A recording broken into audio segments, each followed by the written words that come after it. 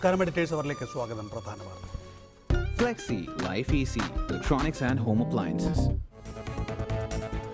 AG ഓഫീസിനെ വിമർശിച്ച ഹൈക്കോടതി ജഡ്ജിയെ കടന്നാക്രമിച്ച് സർക്കാർ. സ്ഥാനത്തിന്റെ മഹത്വം കാക്കണമെന്ന് മുഖ്യമന്ത്രി.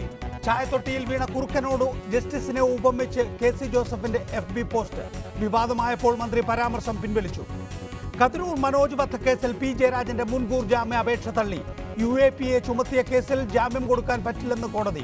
CBIയെ പ്രതിരോധിക്കാൻ നിയമ പോരാട്ടം നടത്തുമെന്ന് CPIM. സംസ്ഥാനത്ത് അവയവദാന രംഗത്ത് പുതിയ ചുവടുവയ്പ്. അവയവങ്ങൾ തിരുവനന്തപുരത്ത് നിന്ന് എയർ ആംബുലൻസിൽ കൊച്ചിയിലെത്തിച്ചു. സ്വീകർത്താവിലെ ശസ്ത്രക്രിയ കൊച്ചിയിൽ തുടങ്ങി. മെഡിക്കൽ പ്രവേശന പരീക്ഷയ്ക്ക് ശിരോവസ്ത്രം പാടില്ല എന്ന CBSE വിജ്ഞാപനത്തിൽ ഇടപെടാതെ സുപ്രീം കോടതി. ഒരു ദിവസം ശിരോവസ്ത്രം അണിഞ്ഞില്ലെങ്കിലും കുഴപ്പമില്ല. SIOയുടെ ഹർജി പരിഗണിക്കാൻ കോടതി വിസമ്മതിച്ചു. പ്രതിപക്ഷ പ്രതിഷേധത്തിൽ 4ാം ദിനവും പാർലമെന്റ് സ്തംഭിച്ചു. സുഷമയ്ക്കെതിരായ പരാമർശങ്ങളിൽ രാഹുൽ മാപ്പ് പറയണമെന്ന് BJP. വിദേശ ഫണ്ട് കേസിൽ ടീസ്റ്റാ സെതൽവാദിന്റെ ഇടക്കാല ജാമ്യം 2 ആഴ്ചത്തേക്ക് കൂടി നീട്ടി. അഡ്വക്കേറ്റ് ജനറൽ ഓഫീസിനെ വിമർശിച്ച ഹൈക്കോടതി ജഡ്ജി അലക്സാണ്ടർ തോമസിനെ കടന്നാക്രമിച്ച് സർക്കാർ. ജഡ്ജിക്കെതിരെ ഉമ്മൻചാണ്ടി നിയമസഭയിൽ പരോക്ഷ വിമർശനം ഉന്നയിച്ചു. അവനവൻ ഇരിക്കുന്ന സ്ഥാനത്തിന്റെ അന്തസ്സ് കാത്തുസൂക്ഷിക്കണമെന്ന് മുഖ്യമന്ത്രി നിയമസഭയിൽ പറഞ്ഞു. സർക്കാരിന്റെ മുഖത്തേറ്റ അടിയാണ് കോടതി പരാമർശമെന്ന് VS അച്യുതാനന്ദനും പറഞ്ഞു. അടിയന്തര പ്രമേയത്തിന് അവതരണാനുമതി നിഷേധിച്ചതിൽ പ്രതിഷേധിച്ച് പ്രതിപക്ഷം നിയമസഭയിൽ നിന്നും ഇറങ്ങിപ്പോയി. അടിയന്തര പ്രമേയത്തിന് മറുപടി നൽകവെയാണ് ഹൈക്കോടതിക്കെതിരെ മുഖ്യമന്ത്രി പരോക്ഷ വിമർശനം നടത്തിയത്. വന്ന വഴി മറക്കരുതെന്ന് പറയുന്നില്ല, എന്നാൽ അവനവനിരിക്കുന്ന സ്ഥാനത്തിന്റെ മഹത്വം കാത്തുസൂക്ഷിക്കണം. ഏതെങ്കിലും ഒരു കാര്യം പോലും സത്യമില്ലാതെ ഒരാൾ പറഞ്ഞു നോക്കണം. അപ്പോഴാണ് ആളുകൾ ഈ ആള് പറയാനുള്ള കാരണം അന്വേഷിക്കുന്നത്. AG വാദിച്ച സർക്കാരിന്റെ പ്രധാന കേസുകൾ എല്ലാം വിജയിച്ചിട്ടുണ്ടെന്നും മുഖ്യമന്ത്രി പറഞ്ഞു. അപ്പൊ കാര്യക്ഷമത ഇല്ലാതിട്ടല്ല, അഡ്വക്കേറ്റ് ജനറലിന്റെ കാര്യക്ഷമതയിൽ അസ്വസ്ഥത കൊള്ളുന്നവരാണ് ഇന്നുള്ളത് എന്നതാണ് കാരണം. AGയെയും 120 അഭിഭാഷകരെയും തമിഴ്നാട്ടിൽ നിയമം പഠിക്കാൻ വിടണമെന്ന് പ്രതിപക്ഷ നേതാവ് VS അച്യുതാനന്ദൻ ആവശ്യപ്പെട്ടു. AGയുടെയും സർക്കാരിന്റെയും ചെകിടത്തിൽ ലഭിച്ച അടിയാണ് കോടതി പരാമർശം. AGക്ക് കഴിവില്ലാത്ത സാഹചര്യത്തിൽ പുറത്തുനിന്നും അഭിഭാഷകരെ തന്റെ ഭരണകാലത്ത് കൊണ്ടുവന്നിട്ടുണ്ടെന്നും ഭരണപക്ഷ വിമർശനത്തിന് മറുപടിയായി VS പറഞ്ഞു. അഡ്വക്കേറ്റ് ജനറൽമാർ കേസ് വാദിക്കുന്നതിന് കഴിവില്ല എന്ന് തെളിഞ്ഞാൽ പുറത്തുനിന്ന് ഭേദപ്പെട്ട അഡ്വക്കേറ്റന്മാരെ കൊണ്ടുവരുവാൻ ഗവൺമെന്റുകൾക്ക് അവകാശമുണ്ട്. ആ അവകാശം ഞങ്ങൾ പൂർത്തിയാക്കി നടപ്പിലാക്കിയിട്ടുണ്ട്. മുല്ലപ്പെരിയാർ കേസിലടക്കം സംസ്ഥാന താൽപര്യങ്ങൾക്ക് വിരുദ്ധമായിരുന്നു AGയുടെ കേസ് നടത്തിപ്പെന്ന് അടിയന്തര പ്രമേയം അവതരിപ്പിച്ച മാത്യു ടി തോമസ് ആരോപിച്ചു. ഭരണപക്ഷ MLAയും KPCC പ്രസിഡന്റും AGയെ വിമർശിച്ചിട്ടുണ്ട്. ഇങ്ങനെയുള്ള ഒരു അഡ്വക്കേറ്റ് ജനറലിനെ ഇങ്ങനെ പ്രതിരോധിക്കാൻ എന്തിനാണ് മുഖ്യമന്ത്രി ഇത്ര വെമ്പൽ കാട്ടിയത്? സർ, CM പറഞ്ഞിട്ടുണ്ട്, പിന്നെ എനിക്കെന്താ എന്നാണ് അദ്ദേഹത്തിന്റെ മറുപടി. അടിയന്തര പ്രമേയത്തിന് അവതരണാനുമതി നിഷേധിച്ചതിനെ തുടർന്ന് പ്രതിപക്ഷം സഭയിൽ നിന്നും ഇറങ്ങിപ്പോയി. റിപ്പോർട്ടർ, തിരുവനന്തപുരം.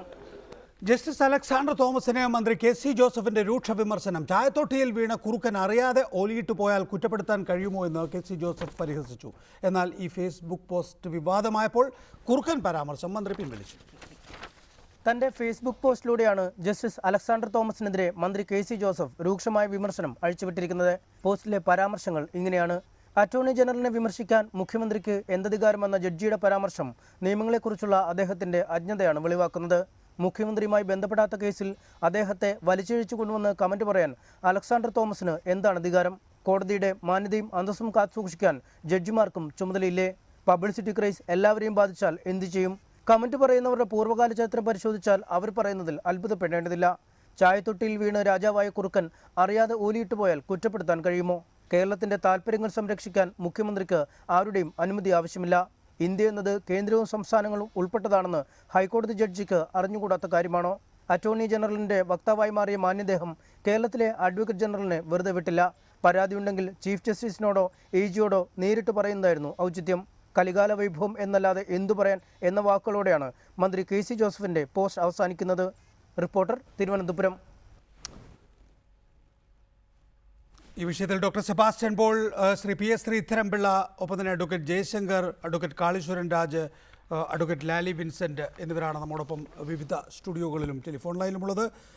ആദ്യം ഡോക്ടർ സെബാസ്റ്റ്യൻ പോൾ, എത്തിപ്പെട്ട സ്ഥാനത്തിൻ്റെ മഹത്വം അറിയാത്ത വിധത്തിലാണോ അലക്സാണ്ടർ തോമസ് പരാമർശം നടത്തിയത്?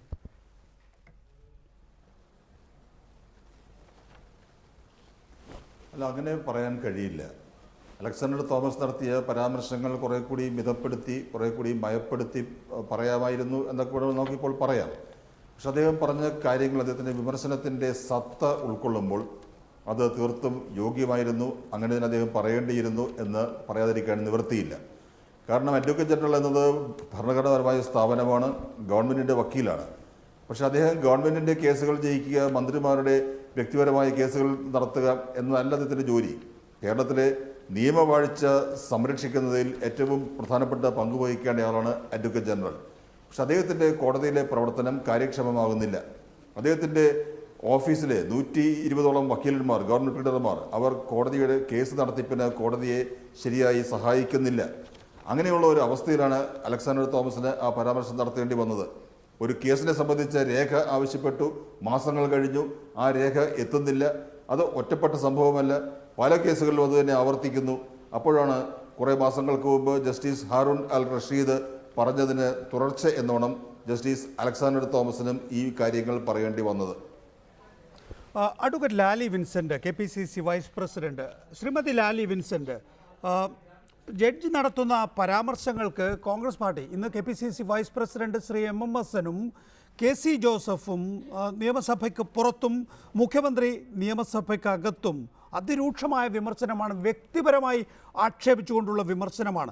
ചായത്തൊട്ടിയിൽ വീണ് രാജാവായ കുറുക്കൻ ഓരിയിട്ടാൽ കുറ്റപ്പെടുത്താനാകുമോ? ജഡ്ജിയുടെ പൂർവ്വകാല ചരിത്രം പരിശോധിച്ചാൽ പറയുന്നതിൽ അത്ഭുതമില്ല എന്ന നിലയിലാണ്. അതായത് ജഡ്ജിയുടെ പൂർവ്വകാല ചരിത്രം പരിശോധിക്കണം. അങ്ങനെ നോക്കുമ്പോൾ ഈ ജഡ്ജി വെറും ചായത്തൊട്ടിയിൽ വീണ കുറുക്കൻ മാത്രമാണ്.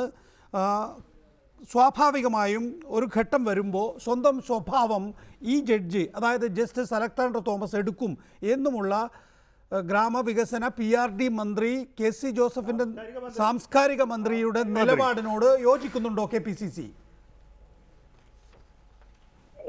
ഞാൻ ബഹുമാനപ്പെട്ട ഹൈക്കോടതിയിലെ നീതി ന്യായ നിർവഹണം നടത്തുന്ന ന്യായാധിപനെയോ അഡ്വക്കേറ്റ് ജനറലിനെയോ ഗവൺമെന്റ് വക്കീലന്മാരെയോ കുറ്റപ്പെടുത്തി പറയാൻ ആഗ്രഹിക്കുന്നില്ല. അദ്ദേഹം അങ്ങനെ ഒരു കമന്റ് പറഞ്ഞത് അദ്ദേഹം തന്നെയാണ് വിശദീകരിക്കേണ്ടയാള്. മാത്രവുമല്ല, ഉന്നത സ്ഥാനങ്ങളിൽ ഇരിക്കുന്ന ആളുകൾ വാക്കുകൾ ഉപയോഗിക്കുമ്പോൾ അതിൻ്റെതായ മാന്യതയും മിതത്വവും പാലിക്കേണ്ടത് ആവശ്യമാണ് എന്ന് വിശ്വസിക്കുന്നയാളാണ് ഞാൻ. 35ഓളം ബഹുമാനപ്പെട്ട ഹൈക്കോടതി ജഡ്ജിമാരുണ്ട്, 27ഓളം കോടതികളുണ്ട്. ഈ കോടതികളിലെല്ലാം വളരെ സുത്യർഹമായ രീതിയിൽ സേവനം ചെയ്യുന്ന ഗവൺമെന്റ് പ്ലീഡർമാർ കോടതിയിൽ ഹാജരായി കേസുകൾ നടത്തി സർക്കാരിന് വേണ്ട രീതിയിൽ പ്രൊട്ടക്ഷൻ നൽകുന്നുണ്ട് എന്ന് തന്നെയാണ് മുഖ്യമന്ത്രി വിശ്വസിക്കുന്നത്. അഡ്വക്കേറ്റ് ജനറലും അദ്ദേഹത്തിന്റെ സഹകാരികളായ ഗവൺമെന്റ് പ്ലീഡർമാരും ഏതെങ്കിലും രീതിയിൽ തെറ്റ് ചെയ്തു എന്ന് യാതൊരു രീതിയിലും സർക്കാരിന് അഭിപ്രായമില്ല. ബഹുമാനപ്പെട്ട കോടതിയിലെ സീനിയർ ജഡ്ജിമാർക്കോ ചീഫ് ജസ്റ്റിസിനോ അങ്ങനെ ഒരു അഭിപ്രായമുണ്ട് എന്ന് കരുതുന്നുമില്ല. എല്ലാ ഗവൺമെന്റ് ലീഡർമാരും മുൻകാല ഗവൺമെന്റ് ലീഡർമാരെക്കാൾ മെച്ചപ്പെട്ട രീതിയിൽ സേവനം നിർവഹിക്കുന്നുണ്ട് എന്ന് റെക്കോർഡുകൾ കൊണ്ട് ഞങ്ങൾക്ക് തെളിയിക്കാൻ സാധിക്കും. ഞാനും സ്പെഷ്യൽ ഗവൺമെന്റ് ലീഡറായി ജോലി ചെയ്യുന്നയാളാണ്. ഞങ്ങൾ ചാർജ് എടുത്ത സമയത്ത് ശ്രീ MK ദാമോദരൻ AG ആയിരുന്ന കാലം മുതലുള്ള ധാരാളം കേസുകൾ കൗണ്ടർ അഫിഡവിറ്റ് ഇടാതെയും വാദിക്കാൻ പറ്റാത്ത രീതിയിൽ കിടന്നിരുന്നത് 18,500ഓളം കേസുകൾ കൗണ്ടർ ഫയലാക്കി വാദിക്കാൻ പാകത്തിന് തയ്യാറാക്കിയ 120 ഗവൺമെന്റ് ലീഡർമാരാണ് ഇന്ന് ഹൈക്കോടതിയിലുള്ളവർ. ഞാൻ എത്രയോ കേസുകൾ ഈ 3-4 വർഷം കൊണ്ട് 300-ൽ പരം കേസുകൾ സർക്കാരിന് അനുകൂലമായി വിധി വാങ്ങാൻ തക്ക രീതിയിൽ ജോലി ചെയ്ത ആളാണ്. ഞങ്ങൾ എല്ലാവരും രാവിലെ ഇക്കാര്യത്തിൽ സർക്കാരിനും KPCCക്കും രണ്ട് അഭിപ്രായമുണ്ട് എന്ന് അഡ്വക്കേറ്റ് ലാലി വിൻസെന്റ് താങ്കൾക്ക് അറിയാമല്ലോ. 2014 ഓഗസ്റ്റ് 14 സെക്രട്ടേറിയറ്റിന് മുന്നിൽ മൈക്ക് കെട്ടി KPCC പ്രസിഡന്റ് VM സുധീരൻ പറഞ്ഞത് സർക്കാരിൻ്റെ എല്ലാ കേസുകളും അഡ്വക്കേറ്റ് ജനറൽ തോറ്റുകൊടുക്കുകയാണ് എന്ന്. സമാനമായ അഭിപ്രായമാണ് TN പ്രതാപൻ MLA-യും പറഞ്ഞത് അന്ന് തന്നെ. ഈ കാര്യത്തിൽ സർക്കാരിനും KPCCക്കും രണ്ട് അഭിപ്രായമുണ്ടോ അഡ്വക്കേറ്റ് ജനറലിന്റെ പ്രവർത്തനത്തെ സംബന്ധിച്ച്? അല്ല, അതേക്കുറിച്ച് KPCC പ്രസിഡന്റും സർക്കാരും തന്നെയാണ് പറയേണ്ടത്. ബഹുമാനപ്പെട്ട ഹൈക്കോടതിയുടെ ഇന്നലെ ഉണ്ടായ പരാമർശങ്ങളുടെ സാഹചര്യം എനിക്ക് നേരിട്ട് ബോധ്യപ്പെട്ടിട്ടില്ല. ഹൈക്കോടതിയിലെ ഗവൺമെന്റ് പ്ലീഡർമാർ ആരും തന്നെ മോശമല്ല എന്ന് നേരിട്ട് അറിയുന്നയാളാണ് ഞാൻ. സർക്കാരിന്റെ കേസ് ശരി, അക്കാര്യത്തിൽ നേരിട്ട് അറിയാവുന്ന ആളും ഗവൺമെന്റ് പ്ലീഡറുമായതുകൊണ്ടാണ് അഡ്വക്കേറ്റ് ലാലി വിൻസെന്റ് അങ്ങനെ പറയുന്നത്. പക്ഷേ പൂർവ്വകാല ചരിത്രം ഈ ഗവൺമെന്റ് ചൂണ്ടിക്കാണിക്കുന്നു. ഈ ഹൈക്കോടതിയിലെ ഈ ജഡ്ജി പണ്ട് MK ദാമോദരന്റെ കൂടെ GP-ആയി പ്രവർത്തിച്ചിട്ടുണ്ട് എന്നും അദ്ദേഹത്തിന് മാർക്സിസ്റ്റ് സഹവാസമുണ്ട് എന്നും സ്വാഭാവികമായും ഈ ഗവൺമെന്റ് ഭരിക്കുമ്പോൾ എപ്പോഴെങ്കിലും ഒരു രാത്രിയിൽ, ഒരു പാതിരാത്രിയിൽ ഈ ജഡ്ജി ഓലിയിട്ട് പോകുന്നതിൽ അത്ഭുതപ്പെടാനില്ലെന്ന് KC ജോസഫ് എന്ന ഗ്രാമവികസന സാംസ്കാരിക മന്ത്രി അഭിപ്രായപ്പെടുന്നു. അല്ല, ഈ നമ്മുടെ നാടിൻ്റെ ഏറ്റവും വലിയ നിർഭാഗ്യം വിദ്യാഭ്യാസമില്ലാത്ത ആൾ വിദ്യാഭ്യാസ മന്ത്രിയും സംസ്കാരമില്ലാത്ത ആൾ സാംസ്കാരിക മന്ത്രിയുമായിട്ട് ഇരിക്കുന്നു എന്നുള്ളതാണ്. ഒന്ന് ആലോചിച്ച് നോക്കൂ. TM ജേക്കബിനെ പോലെ, G കാർത്തികേയനെ പോലെ, TK രാമകൃഷ്ണനെ പോലെ, MA ബേബിയെ പോലെ പ്രഗത്ഭ മതികൾ ഇരുന്ന സ്ഥലത്താണ് ഈ സിനിമാ നോട്ടീസ്, സാഹിത്യം പോട്ടെ, സിനിമാ നോട്ടീസ് പോലും വായിക്കാത്ത KC ജോസഫ് സാംസ്കാരിക മന്ത്രിയായിട്ടിരിക്കുന്നത്. അദ്ദേഹത്തിൻ്റെ സംസ്കാരമാണ് ഇപ്പോൾ അദ്ദേഹത്തിൻ്റെ വായിൽ നിന്ന് പുറത്തു വന്നത്. ചായത്തൊട്ടിയിൽ വീണ കുറുക്കൻ എന്ന് പറയുന്ന KC ജോസഫും LLB പാസ്സായിട്ടുള്ള ആളാണ്. ഒരു ദിവസമെങ്കിലും അദ്ദേഹം കോട്ടിട്ട് കോടതിയിൽ പോയിട്ടില്ല. കോടതിയിൽ എന്താ നടക്കണമെന്ന് അദ്ദേഹത്തിന് അറിയില്ല. അതുകൊണ്ടാണ് ജഡ്ജി തുറന്ന കോടതിയിൽ വിമർശനം നടത്തരുത്, അഡ്വക്കേറ്റ് ജനറൽ അടുത്ത് വിളിച്ച് ചെവിട്ടിൽ പറയണം എന്ന് അദ്ദേഹം എഴുതിയത്. അദ്ദേഹത്തിന് കോടതിയിൽ എന്താ നടക്കുന്നത് അറിയോ? അവിടെ ചക്കയാണോ മാങ്ങയാണോ വാഴക്കയാണോ എന്ന് അറിയാൻ പാടുള്ള ആളാണ് ജോസഫ്. ലാലി വിൻസെന്റ് പറഞ്ഞാൽ എനിക്ക് മനസ്സിലാവും. അവർ കോടതി പോകുന്ന വക്കീലാണ്, കോടതി പോയിട്ട് ഇപ്പോഴും കോടതി പോയിക്കൊണ്ടിരിക്കുന്ന വക്കീലാണ്. അവർക്കറിയാം അഡ്വക്കേറ്റ് ജനറലിൻ്റെ ആഫീസിനെ കുറിച്ച് വിമർശിക്കണമെങ്കിൽ ജഡ്ജി അങ്ങനെ വിമർശിക്കണം. അഡ്വക്കേറ്റ് ജനറൽ ചെവിട്ടിൽ വിളിച്ചിട്ട് വിമർശിക്കണോ ചെയ്യുക? അദ്ദേഹത്തിൻ്റെ വീട്ടിൽ പോയി പറയുകയാണോ ചെയ്യുക? അല്ല, പറയാനുള്ള കാര്യങ്ങൾ കോടതിയിൽ പറയണം. ജഡ്ജിമാർക്ക് വേറൊരു വേദിയുമില്ല. അവരുടെ വേദി എന്ന് പറയുന്നത് കോടതിയാണ്. KC ജോസഫിന് ഇതിനെക്കുറിച്ച് ഒരു ഉണ്ടയും അറിയാൻ പാടില്ല. മനസ്സിലായില്ലേ? ഇനി ജഡ്ജിയുടെ പാരമ്പര്യം ഞാൻ പറയാം.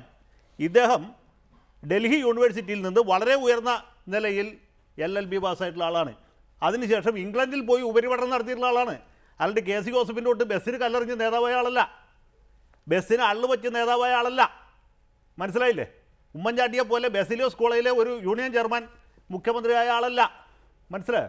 പഠിച്ച് പാസ്സായി ഗവൺമെൻറ് പ്ലീഡറായിരുന്നപ്പോൾ മനോഹരമായി ഗംഭീരമായി കേസുകൾ വാദിച്ച് ജയിച്ച് പാരമ്പര്യമുള്ള ആളാണ്. അല്ലാണ്ട് MM ഹസനെ പോലെ കോപ്പി അടിച്ച് പാസ്സായ ആളല്ല. അതാണ് MM ഹസന് വിഷമം. ഹസൻ കോപ്പി അടിച്ചാണ് BA പാസ്സായത്, ലോകപ്രസിദ്ധമായിട്ടുള്ള കാര്യമാണ്. അപ്പോൾ MM ഹസനും KC ജോസഫിനും അവരെ പോലുള്ള ഒറ്റാളന്മാർക്കും സ്വാഭാവികമായിട്ട് വിഷമം തോന്നും. മനസ്സിലായില്ലേ? ഇത്രയും കാര്യമുള്ളൂ. നീലം വെള്ളത്തിൽ ചാടിയ കുറുക്കൻ MM ഹസനാ, അല്ലെങ്കിൽ KC ജോസഫാ, അലക്സാണ്ടർ തോമസ് അല്ല. ശ്രീ PS ശ്രീധരൻപിള്ള, ജഡ്ജിയുടെ ഭാഗത്തുനിന്ന് പരാമർശം ഉണ്ടാവുന്നു. ഗവൺമെൻറ് അതിനോട് പ്രതികരിച്ച രീതി താങ്കൾ അംഗീകരിക്കുന്നുണ്ടോ?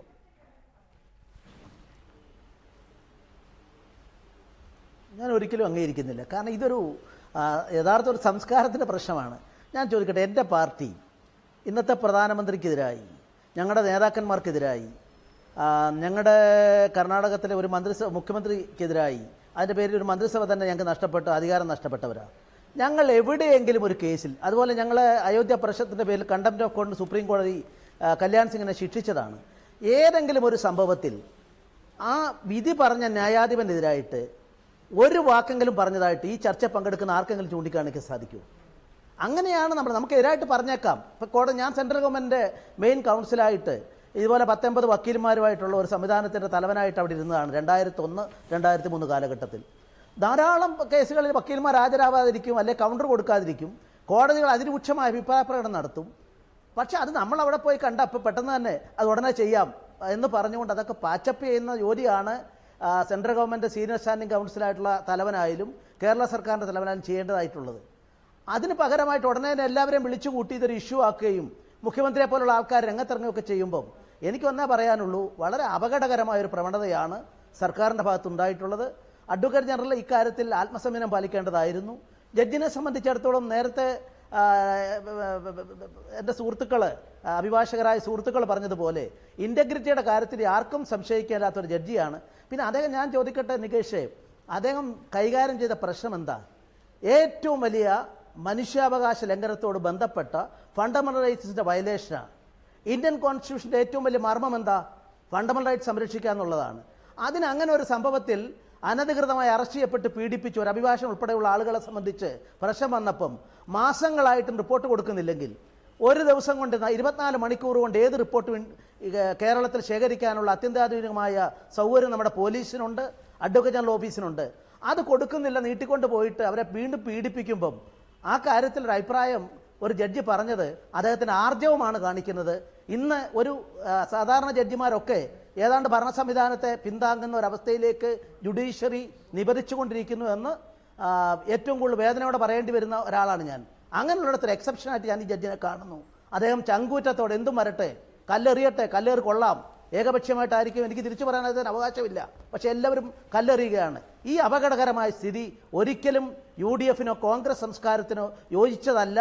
ഇത് ഇവിടെ വെച്ച് അവസാനിപ്പിക്കണം എന്നാണ് എനിക്ക് അവരോട്. അഡ്വക്കേറ്റ് കാളീശ്വരൻ രാജ്, കാര്യക്ഷമത ഇല്ലായ്മയാണ് ജസ്റ്റിസ് അലക്സാണ്ടർ തോമസ് ചൂണ്ടിക്കാണിച്ചത് എങ്കിൽ നിയമസഭയിൽ ഇന്ന് അതിന് മുഖ്യമന്ത്രി മറുപടി പറയുകയുണ്ടായ ഒരു അടിയന്തര പ്രമേയത്തിൻ്റെ മറുപടി എന്ന നിലയിൽ 4 കൊല്ലത്തിനുള്ളിൽ ഈ സർക്കാർ നോക്കിയ അല്ലെങ്കിൽ അഡ്വക്കേറ്റ് ജനറൽ നോക്കിയ ഏത് കേസാണ് തോറ്റത് എന്ന് താങ്കൾ അഭിഭാഷകനായി പ്രവർത്തിക്കുന്നയാളാണല്ലോ.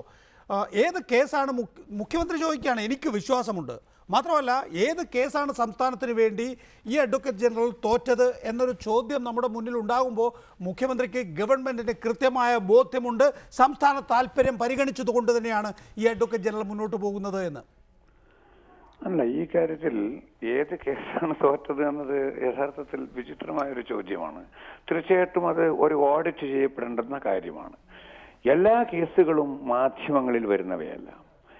കേരള ഗവൺമെന്റിന്റെ വനഭൂമിയുമായി ബന്ധപ്പെട്ട, പരിസ്ഥിതിയുമായി ബന്ധപ്പെട്ട, തോട്ടങ്ങളുമായി ബന്ധപ്പെട്ട, ഹാരിസൺ മലയാളം പോലുള്ള വൻ കുത്തകകളുമായി ബന്ധപ്പെട്ട ഒരുപാട് കേസുകൾ ഇന്നും തുടരുകയാണ്. കഴിഞ്ഞ കേസുകളുണ്ട്, തുടരുന്ന കേസുകളുണ്ട്.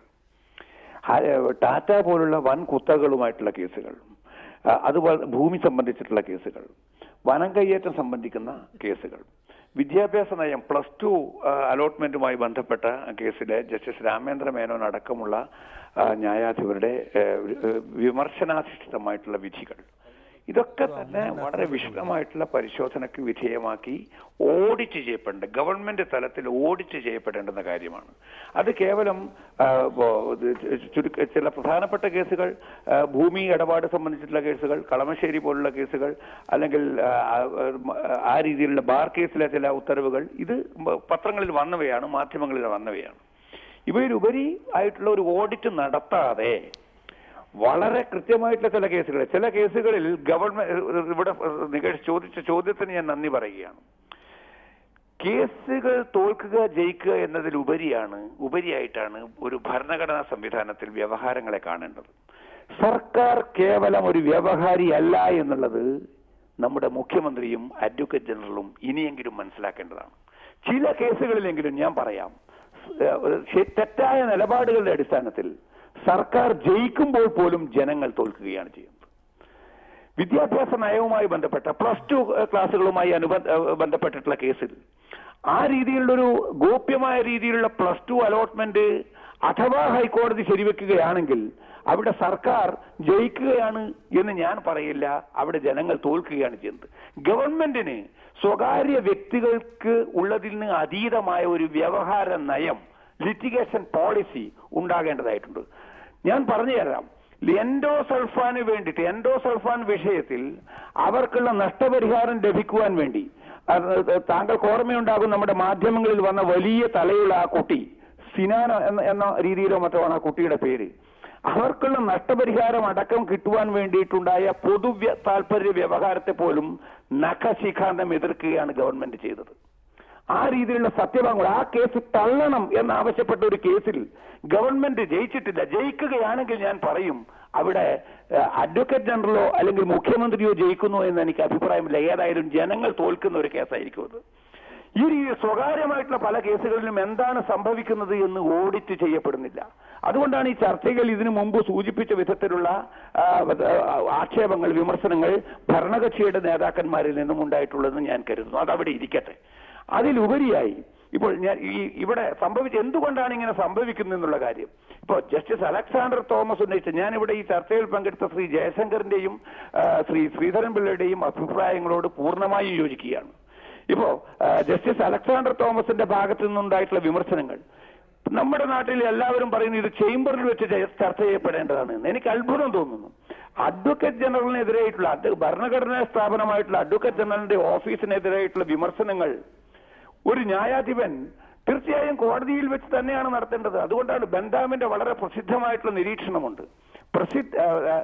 പരസ്യമായ വെളിപ്പെടുത്തലുകളിലാണ് നീതിയുടെ ആത്മാവ് തന്നെ കുടികൊള്ളുന്നതെന്ന്. Publicity is the soul of justice. ഈ രീതിയിൽ കാര്യങ്ങൾ നോക്കുമ്പോൾ എങ്ങനെയാണ് ഇത്തരം കാര്യങ്ങൾ ഒരു ചേംബർ ചർച്ചയുടെ വ്യക്തമാണ്. താങ്കളിലേക്ക് മടങ്ങി വരാം. ഇന്ന് അടിയന്തര പ്രമേയം ഉന്നയിച്ച മാത്യു ടി തോമസ് MLA ടെലിഫോൺ ലൈനിലുണ്ട്. ശ്രീ മാത്യു ടി തോമസ്, ഇന്ന് മുഖ്യമന്ത്രി താങ്കളെ വെല്ലുവിളിക്കുന്നുണ്ടായിരുന്നു. സർക്കാർ താല്പര്യം അല്ല AGയുടേത് എന്ന് ഏത് ജഡ്ജ്മെന്റിൽ പറഞ്ഞു എന്ന്. അത് പിന്നീട് താങ്കൾക്ക് കണ്ടെത്താനായോ? മുല്ലപ്പെരിയാർ അടക്കമുള്ള നിരവധി കേസുകളിൽ കേരളത്തിലെ ജനങ്ങളുടെ പൊതുവികാരത്തിന് വിരുദ്ധമായ നിലപാടുകൾ കോടതിയിൽ ഇപ്പോഴത്തെ അഡ്വക്കേറ്റ് ജനറൽ എടുത്തു എന്നത് നമ്മുടെ മുമ്പിലുള്ള ചിത്രമാണ്.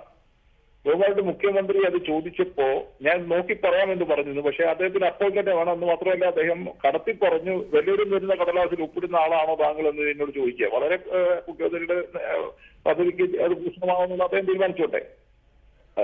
മുല്ലപ്പെരിയാർ കേസിൽ എന്താണ് അഡ്വക്കേറ്റ് ജനറൽ കോടതിയിൽ ബോധിപ്പിച്ചത്? മുല്ലപ്പെരിയാർ പൊട്ടി വന്നാൽ അത് ആ വെള്ളം താങ്ങാനുള്ള സംവിധാനം ഇടുക്കി ഡാമിൽ ഒരുക്കിക്കൊള്ളും.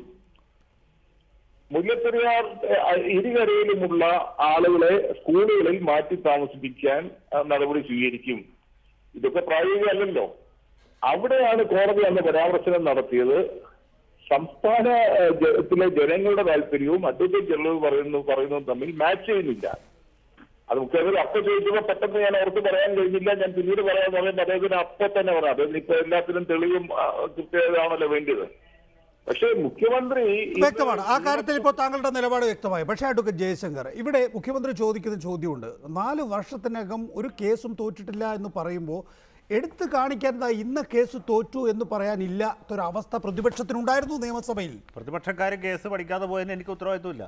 അഡ്വക്കേറ്റ് ജനറലിൻ്റെ ആഫീസ് ബാധിച്ച് ബീരോചിതമായി തോറ്റ എത്ര കേസുകളുണ്ട്? മുല്ലപ്പെരിയാറിൻ്റെ ഉദാഹരണം ഇപ്പോൾ മാത്യു ടി തോമസ് പറഞ്ഞു. സർക്കാർ മുല്ലപ്പെരിയാർ പൊട്ടി ഒഴുകി വരുന്ന വെള്ളം മുഴുവനും കൃത്യമായിട്ട് ഇടുക്കി അണക്കെട്ടിൽ സ്വീകരിച്ചുകൊള്ളാം എന്ന് പറയുകയും ഇടുക്കി അണക്കെട്ട് തുറന്ന് അവിടെ അത് കാലിയാക്കുകയും ചെയ്തു. അതാണ് തമാശ. സുപ്രീം കോടതിയിൽ അത് പോട്ടെ, അത് രണ്ടാമത്തെ. +2 അനുവദിച്ച കഴിഞ്ഞ പോലെ അബ്ദുൾ റബ്ബിൻ്റെ ഗംഭീരമായ +2 അനുവദിച്ച കേസുകൾ മുഴുവനും +2 അനുവദിച്ച മുഴുവനും ഹൈക്കോടതി അസ്ഥിരപ്പെടുത്തി. ഓർമ്മയുണ്ടോ? എല്ലാം അസ്ഥിരപ്പെടുത്തി. ബാറിൻ്റെ കേസിൽ ഈ കെ ബാബു സ്ഥിരമായി പറഞ്ഞിരുന്നത് ഹൈക്കോടതി വിധിയുടെ അടിസ്ഥാനത്തിലാണ് പുതിയ ബാറുകൾ കൊടുത്തത്, അല്ലാതെ ഞാൻ കൊടുത്തിട്ടില്ല. ഹൈക്കോടതിയിൽ നിരന്തരമായി തോറ്റുകൊണ്ടിരിക്കുകയായിരുന്നു. പിന്നെ VM സുധീരൻ സെക്രട്ടറിയേറ്റിന് മുമ്പിൽ മൈക്ക് വെച്ച് പ്രസംഗിച്ചാലും ഇപ്പോൾ നികേഷ് തന്നെ പറഞ്ഞു ആഗസ്റ്റ് 14-ാം തീയതി. നോക്കൂ, ഇവിടുത്തെ ക്ലിപ്പിംഗ് ഉണ്ടാവും. VM സുധീരൻ മൈക്ക് വെച്ച് പറഞ്ഞു ഹൈക്കോടതിയിൽ ഒത്തുകളിയാണെന്ന് പറഞ്ഞാൽ ആര്? KPCC പ്രസിഡന്റാണ്, അല്ല ഞാനല്ല, അഡ്വക്കേറ്റ് ജയശങ്കറല്ല, സെബാസ്റ്റ്യൻ പോളല്ല, ശ്രീധരൻപിള്ളയുമല്ല, ജസ്റ്റിസ് അലക്സാണ്ടർ തോമസും അല്ല. VM Sudheeran KPCC president Mike വെച്ച് പറഞ്ഞു. ഇനി വേണോ? എത്ര ഉദാഹരണം വേണ്ടി പറയാം. ഇത് തോറ്റ കേസ് 1-2 കേസല്ല, അനവധി. ടാറ്റയുടെ ഗംഭീര അല്ല, ഇവിടുത്തെ മൂന്നാർ കയ്യേറ്റം ഓർമ്മയില്ലേ? VS അച്യുതാനന്ദൻ ഭരിക്കുന്ന സമയത്ത് സർക്കാരിനെ ഹൈക്കോടതി കൈയടിച്ച് പ്രോത്സാഹിപ്പിച്ചു. ഈ സർക്കാർ വന്ന് ബഹുമാനപ്പെട്ട ദണ്ഡപാണി വാദിച്ച കേസിൽ എന്ത് സംഭവിച്ചു? പൊളിച്ച ക്ലൗഡ് 9 അടക്കമുള്ള റിസോർട്ടുകൾക്ക് സർക്കാർ നഷ്ടപരിഹാരം കൊടുക്കണം എന്ന് വിധിച്ചു. അത് നിങ്ങൾക്ക് ഓർമ്മയുണ്ടോ? അതാണ് സർക്കാർ നയം. എന്ത് ഇത് പൊളിക്കുക എന്നുള്ളത് VSന്റെ നയം അല്ലല്ലല്ലല്ല. അവിടെ തോറ്റതാരാ? ഖജനാവിൽ നിന്നല്ല പൈസ തുറക്കണം. VS അച്യുതാനന്ദൻ്റെ തറവാട്ടിൽ നിന്നല്ലല്ലോ. അപ്പോൾ പൈസ പോയത് എവിടെന്നാ? അതെങ്ങനെ തോറ്റു? എന്തുകൊണ്ട് അങ്ങനെ ഒരു വിധി ഉണ്ടായി? VS അച്യുതാനന്ദൻ ഭരിക്കുന്ന സമയത്ത് സർക്കാരിനെ പ്രോത്സാഹിപ്പിക്കുക പൊളിക്കാനാണ് പറഞ്ഞ കോടതി. ജസ്റ്റിസ് സിരിജകൻ്റെ ഇടക്കാല ഉത്തരവ് പൊളിക്കൂ എന്നായിരുന്നു. അത് എങ്ങനെ തിരിഞ്ഞു? അവർക്ക് കോടിക്കണക്കിന് രൂപ നഷ്ടപരിഹാരം കൊടുക്കാൻ വെച്ചാൽ എങ്ങനെയാണ്? ഇതൊക്കെ വെറുതെ സംഭവിക്കുന്നതെന്ന് വിചാരിച്ചേ. ഈ അഡ്വക്കേറ്റ് ജനറലിൻ്റെ ഭാര്യയും മകനും തന്നെ സർക്കാരിനെതിരെ എത്ര കേസുകൾ ഓരോ ദിവസം ഫയൽ ചെയ്ത് ജയിക്കുന്നത്. അപ്പോൾ ഭാര്യ ജയിക്കുമോ അതോ ഭർത്താവ് ജയിക്കുമോ അതോ നമ്മൾ നോക്കുമോ വേറെ കുത്തകൾ ജയിക്കുമോ? ഇതൊക്കെ അറിയാൻ പാടില്ലേ? ഇതൊക്കെ കൊച്ചു പിള്ളേർക്ക് വരെ അറിയാവുന്ന രഹസ്യങ്ങളാണ്. ഇദ്ദേഹത്തിൻ്റെ മകൻ 44-45 സ്ഥാപനങ്ങളുടെ സ്റ്റാൻഡിംഗ് കൗൺസിലാണ്. മനസ്സിലായില്ലേ? കേരള ഹൈക്കോടതിയിലും മിടുക്കന്മാരായ വേറെ. ഇനി ഞാൻ പറഞ്ഞു ചോദിക്കാം, ഇന്നലെ ജസ്റ്റിസ് അലക്സാണ്ടർ തോമസ് പറഞ്ഞൊരു കാര്യമുണ്ട്. രാഷ്ട്രീയ അടിസ്ഥാനത്തിലാണ് GPമാരെ നിയമിക്കുന്നതെങ്കിൽ ഇത്ര വലിയ അപകടം ഉണ്ടാവില്ല. ശരിയാണ്. കോൺഗ്രസ്സുകാരായ എത്രയോ ഗംഭീരന്മാരെ അഭിഭാഷകന്മാർ വെറുതെ ഏർപ്പെടുന്നറിയാമോ? അവർക്ക് ഒരു സ്ഥാനവും കിട്ടിയില്ല. MVS നമ്പൂരി എന്ന് പറഞ്ഞ ആളാണ് ഇന്ത്യൻ ലോയേഴ്സ് കോൺഗ്രസിൻ്റെ പ്രസിഡന്റ്. അദ്ദേഹത്തിന് സർക്കാരിൻ്റെ യാതൊരു സ്ഥാനവും കിട്ടിയില്ല. TPM ഇബ്രാഹിം ഖാൻ എന്ന് പറഞ്ഞ ആളാണ് കോൺഗ്രസിൻ്റെ പ്രധാനപ്പെട്ട വക്കീൽ, ഇതിനു മുമ്പത്തെ പ്രസിഡന്റ്. അദ്ദേഹത്തെയും സർക്കാർ പരിഗണിച്ചില്ല. അങ്ങനെ ഒരുപാട് പേരുണ്ട്. കതറിട്ട് നടന്ന ഒറ്റ കോൺഗ്രസ്സുകാരനും ഈ സ്ഥാനം കിട്ടിയിട്ടില്ല. സ്ഥാനം ഒരാൾ കിട്ടിയിട്ടുണ്ട്, നമ്മുടെ അസഫ് അലി കിട്ടിയിട്ടുണ്ട്. പിന്നെ ശ്രീമതി ലാലി വിൻസെൻറ്റിനും കിട്ടിയിട്ടുണ്ട്. വേറെ ഒരാൾക്കും കിട്ടിയിട്ടില്ല. കോൺഗ്രസ്സുകാർ തേരാപ്പാര നടക്കുകയാണ്. കോൺഗ്രസിൻ്റെ നോമിനികളായിട്ട് വന്നായിരിക്കുകയാണ് NSS, SNDP, പിന്നെ കേരളത്തിലെ 900 മെത്രാന്മാരുടെ പ്രതിനിധികൾ, ഇവരൊക്കെയാണ് വന്നേക്കണേ. കോൺഗ്രസ്സുകാരില്ല. കോൺഗ്രസ്സുകാരുടെ അധികം ആത്മാർത്ഥമായിട്ട് വാദിക്കും. കാരണം അവരുടെ സർക്കാരാണ്, അവരുടെ പാർട്ടിയുടെ സർക്കാരാണ്. അതിനാണ് ഈ രാഷ്ട്രീയ പ്രതിബദ്ധതയുള്ള ആളുകളെ GP-മാരായിട്ട് നിയമിക്കണമെന്ന് പറഞ്ഞത്. അങ്ങനെയാണ് ചെയ്യേണ്ടത്. ഇവിടെ സംഭവിച്ചിട്ടുള്ളത് ഇതാണ്. കോൺഗ്രസ് എന്ന് പറഞ്ഞ് നടക്കുകയും കുറേ പേര് പാവങ്ങൾ തെക്ക് വടക്ക് നടക്കുന്നു. സത്യത്തിൽ നമുക്ക് വിഷമമുണ്ട്. ഇവിടെ നേരത്തെ അഡ്വക്കേറ്റ് കാളീശ്വരം രാജും ഇപ്പോൾ ശ്രീ ജയശങ്കറും പറയുന്നൊരു വാദം, ശ്രീമതി ലാലി വിൻസെൻ്റ്, അഡ്വക്കേറ്റ് ജനറലിൻ്റെ മകനും ഭാര്യയും കേസ് നടത്തുന്നു. അതിൽ പലതിൻ്റെയും എതിർകക്ഷികൾ അഡ്വക്കേറ്റ് ജനറലിൻ്റെ അല്ലെങ്കിൽ സംസ്ഥാന സർക്കാർ ആയിരിക്കും, അഡ്വക്കേറ്റ് ജനറലോ അഡ്വക്കേറ്റ് ജനറലിൻ്റെ ഓഫീസോ ആയിരിക്കും വരിക. ഇത് ഒരു ജഡ്ജിയുടെ തന്നെ ന്യായാധിപ മനസ്സോടുകൂടി ആ നിലയിൽ ഉള്ള കേസുകൾ സ്വന്തം കുടുംബാംഗങ്ങളോ സ്വന്തം അഭിഭാഷക സംഘമോ എതിർകക്ഷിയായി വരാൻ പാടില്ല എന്ന ന്യായമായ കാര്യം അഡ്വക്കേറ്റ് ജനറൽ പ്രാവർത്തികമാക്കുന്നുണ്ടോ? അതിലെ ഒരു ന്യായവും അന്യായവുമല്ല, അത് ഓരോരുത്തരുടെ എത്തിക്സിനെ ആശ്രയിച്ചാണ് ഇരിക്കുന്നത്. നമ്മുടെ അഡ്വക്കേറ്റ്സിന്റെ പ്രൊഫഷണൽ കോണ്ടക്റ്റിൽ അങ്ങനെ ചെയ്തു കൂടാ എന്ന് എഴുതി വെച്ചിട്ടുമില്ല. അദ്ദേഹത്തിന്റെ ഭാര്യ വക്കീലാണ്, മകൻ വക്കീലാണ്, അവർക്ക് ഇൻഡിപെൻഡന്റ് ഓഫീസ് ഉണ്ട്. അദ്ദേഹം സർക്കാരിന് വേണ്ടി അഡ്വക്കേറ്റ് ജനറലായി ജോലി ചെയ്യുന്നു. ബഹുമാനപ്പെട്ട കോടതിയുടെ മുമ്പിൽ വാദിയും പ്രതിയും അവരവർക്ക് പറയാനുള്ള കാര്യങ്ങൾ പറയുന്നു. നീതിന്യായം ന്യായാധിപനാണ് പ്രഖ്യാപിക്കുന്നത്, അഡ്വക്കേറ്റ് ജനറലുമല്ല, വാദിഭാഗം വക്കീലുമല്ല. കോടതിയെ നീതിന്യായത്തിന് സഹായിക്കുക എന്നുള്ള ഭരണഘടനാപരമായ ഉത്തരവാദിത്വമാണ് അഡ്വക്കേറ്റ് ജനറലും ഗവൺമെന്റ് വക്കീലന്മാരും നിർവഹിക്കുന്നത്. നീതിന്യായ നിർവഹണത്തിൽ തക്കതായ രേഖകൾ സർക്കാരിന്റെ ഭാഗത്തു നിന്ന് ഹാജരാക്കുന്ന കാര്യത്തിലോ വാദിക്കുന്ന കാര്യത്തിലോ ഗവൺമെന്റ് വക്കീലന്മാർ ആരെങ്കിലും വിളംബം വരുത്തി അല്ലെങ്കിൽ നിരുത്തരവാദപരമായി പെരുമാറി എന്ന് സർക്കാരിന് ഒരു വാദമുണ്ട് എന്ന് ഞാൻ കരുതുന്നില്ല. അങ്ങനെയുണ്ടെങ്കിൽ ആ ഗവൺമെന്റ് ലീഡർക്കെതിരെ നടപടിയെടുക്കുകയോ നീക്കം ചെയ്യുകയോ ഒക്കെ ചെയ്യാൻ സർക്കാരിന് കഴിയുമല്ലോ. പ്രധാനപ്പെട്ട ഒരു കാര്യം ഡോക്ടർ സെബാസ്റ്റ്യൻ പോൾ, അങ്ങനെ ഒരു വാദം സർക്കാരിനില്ല. അതായത് അഡ്വക്കേറ്റ് ജനറലിൻ്റെ കുടുംബത്തിൽപ്പെട്ട ഒരാളോ അല്ലെങ്കിൽ അദ്ദേഹത്തിൻ്റെ ജൂനിയേഴ്സിൽ ഒരാളോ കേസ് നടത്തുമ്പോൾ അഡ്വക്കേറ്റ് ജനറലിൻ്റെ ഓഫീസ് ഏതെങ്കിലും വിധത്തിൽ കാലവിളംബം വരുത്തുന്നു രേഖകൾ ഹാജരാക്കുന്നതിലോ അല്ലെങ്കിൽ കേസ് നടത്തിപ്പിലോ എന്നുള്ളത് കൊണ്ട് ആ കേസ് നമുക്ക് വിടാം.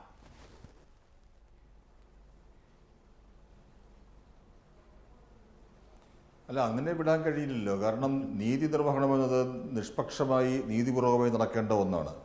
അഡ്വക്കേറ്റ് ജനറൽ എന്നത് സർക്കാരിനെ, സ്റ്റേറ്റിനെ പ്രതിനിധീകരിക്കുന്ന ആളാണ്. സ്റ്റേറ്റ് എതിർകക്ഷിയായിട്ടുള്ള കേസുകളിൽ അദ്ദേഹത്തിൻ്റെ ഭാര്യയോ മകനോ ഹാജരാകുമ്പോൾ അവിടെ എങ്ങനെയാണ് കൃത്യമായ നീതി നിർവഹണം നടക്കുന്നു എന്ന് പറയാൻ കഴിയുന്നത്? ഇവിടെ നേരത്തെ ചൂണ്ടിക്കാണിച്ചതുപോലെ ജയിക്കുന്നതും തോൽക്കുന്നതുമായ എല്ലാ കേസുകളും റിപ്പോർട്ട് ചെയ്യപ്പെടുന്നില്ല. അങ്ങനെയുള്ള സെൻസേഷണലായ കേസുകൾ മാത്രമല്ല നമ്മൾ പരിശോധിക്കേണ്ടത്. അപ്പോൾ ഇങ്ങനെ ഒരു അവസ്ഥ വരുമ്പോൾ ആ കേസിൽ തന്നെ ബന്ധപ്പെട്ട മറ്റ് കക്ഷികളുണ്ട്, മറ്റ് അഭിഭാഷകരുണ്ട്. അവരെ സംബന്ധിച്ച് അവർക്ക് നീതി ലഭിക്കും എന്നുള്ളത് എന്താ ഉറപ്പുള്ളത്? അവിടെ ലാലി വിൻസെൻ്റ് വളരെ ശരിയായ ഒരു കാര്യം ചൂണ്ടിക്കാണിച്ചു. എത്തിക്സ് എന്നത് ഓരോരുത്തരെ സംബന്ധിക്കുന്ന വിഷയമാണ്. അതുതന്നെയാണ് വിഷയം. അൺഎത്തിക്കൽ പ്രാക്ടീസ് ഇവിടെ നടക്കുന്നു, പ്രൊഫഷണൽ മിസ്കോണ്ടക്റ്റ് ഇവിടെ നടക്കുന്നു. അതുകൊണ്ടാണ് പല കാര്യങ്ങളിലും വീഴ്ചയുണ്ടാകുന്നത്. ആ വീഴ്ച തന്നെയാണ് ജസ്റ്റിസ് അലക്സാണ്ടർ തോമസ് ചൂണ്ടിക്കാണിച്ചത്. അഡ്വക്കേറ്റ് കാളീശ്വരൻ രാജ്, ഇന്നലെ അഡ്വക്കേറ്റ് ജയശങ്കർ പറയുകയായിരുന്നു, സാധാരണഗതിയിൽ രാഷ്ട്രീയ നിയമനമാണ് അഡ്വക്കേറ്റ് ജനറലിൻ്റേത് ഉണ്ടാവുക. വളരെ പ്രഗത്ഭരായ ആളുകളാണ് ആ പദവിയിൽ ഇരുന്നിട്ടുള്ളത്. ഒരു ദിവസം പോലും കോൺഗ്രസ്സുകാരനായിരുന്നില്ല KP ദണ്ഡപാണി എന്ന്. KP ദണ്ഡപാണി ഒരു പ്രൈവറ്റ് അഡ്വക്കേറ്റ് ആയിരുന്നു. ഉമ്മൻചാണ്ടിക്ക് KP ദണ്ഡപാണി ആവശ്യമായിരുന്നു.